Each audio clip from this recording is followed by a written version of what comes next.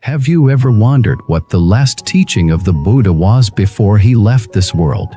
Do you know which sutra the Buddha entrusted to all beings as his final wish, his final message, his final hope for humanity? Welcome back to the channel, dear seekers of truth.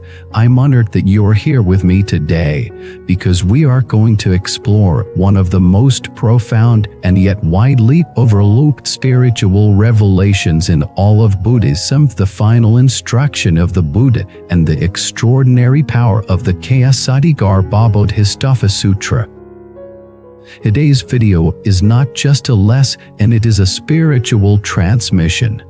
You're about to discover why the Buddha placed his deepest trust in Kṣitigar Bodhisattva, what it means for our lives today, and how this sacred teaching can open the gates of liberation for not just ourselves, but for all sentient beings in the 6 realms of existence. Let us begin with a moment of reflection.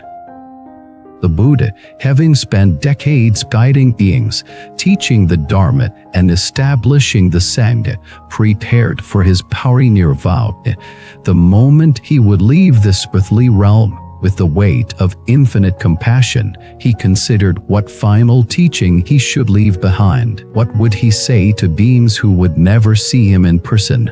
What guidance could endure in the darkest of times, in the most degenerate of ages?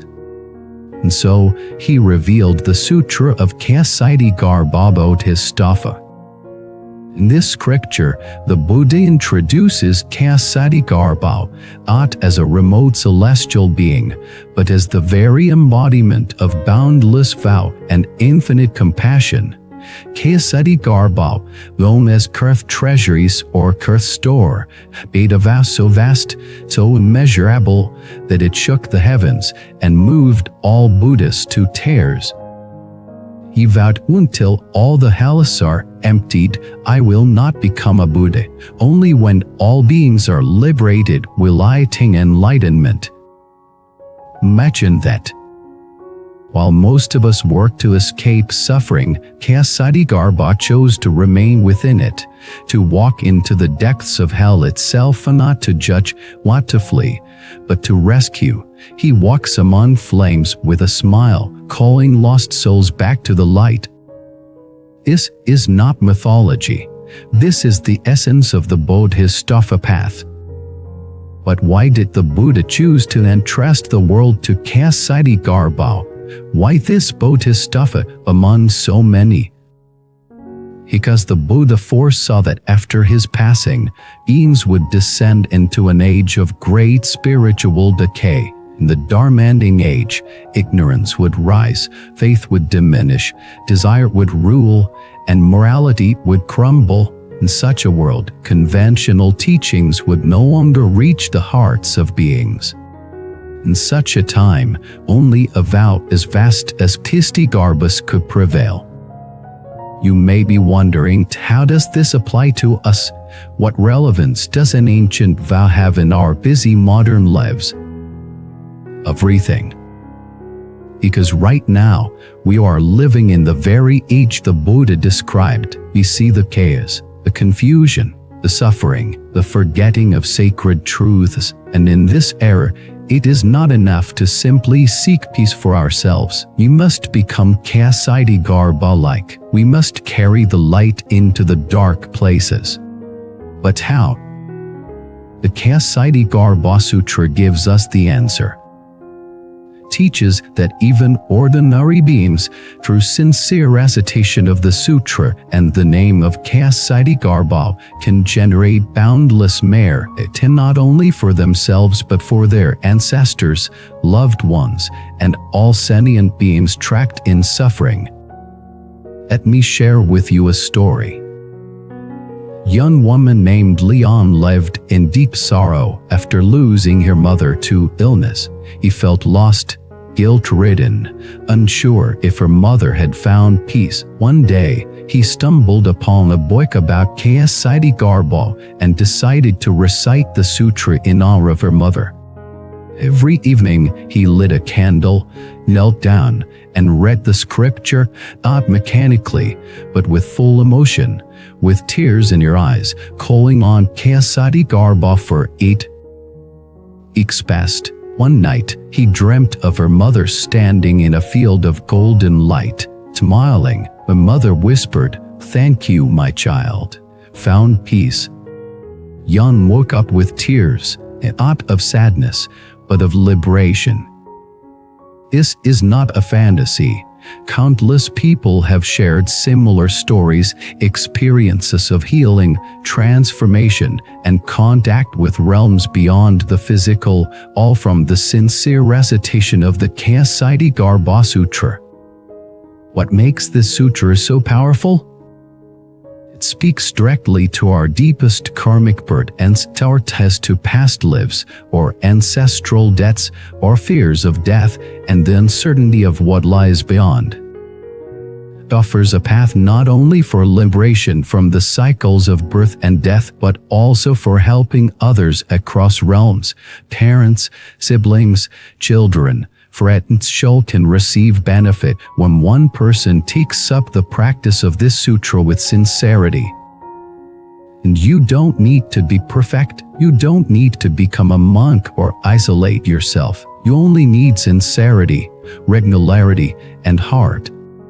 The Buddha said in this sutra, even a person of the worst karma, upon hearing the name of Kṣitigar, will be spared from further descent.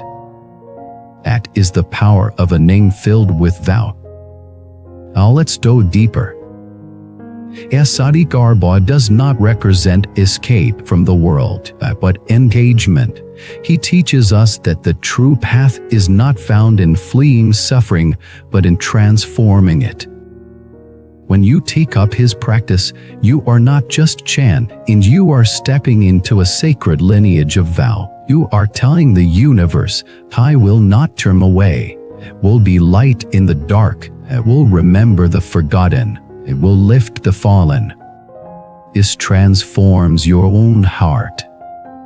Where anger begins to dissolve, replaced by compassion, where fear gives way to courage, where despair becomes determination. You start to see that your life is not just about surviving, but about serving.